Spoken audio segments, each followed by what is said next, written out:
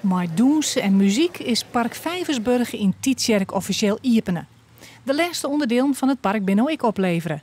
Het gaat om het haardgebouw, het huske, de tuin en het nieuwe paviljoen. Een unieke constructie.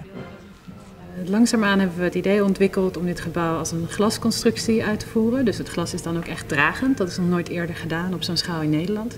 En er zijn dus geen kolommen en het is dus een hele lichte ervaring die je hier binnen hebt.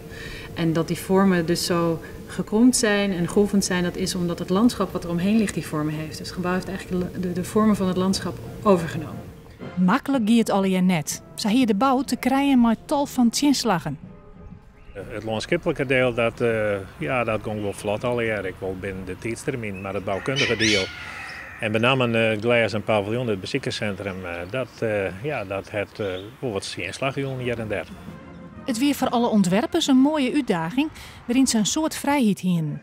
Wel moet de bezieker nou eens om denken. Ik denk vooral op de omgeving. We hebben geprobeerd een gebouw te maken wat de beleving van de omgeving versterkt. Dus we hopen dat is waar mensen naar gaan kijken. Het is duidelijk, Friesland had er weer een pareltje bij. Ik ben absoluut van mening dat het een pareltje is. Dat vind ik maar de parkuitbreiding al, maar die nieuwe draaideal. De villa, die weer meer als een restauratie daar.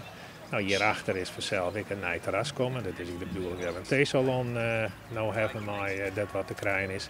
En met name het glas en paviljoen. Maar lang omlet is het Joodse via dat we alles hier niet kennen.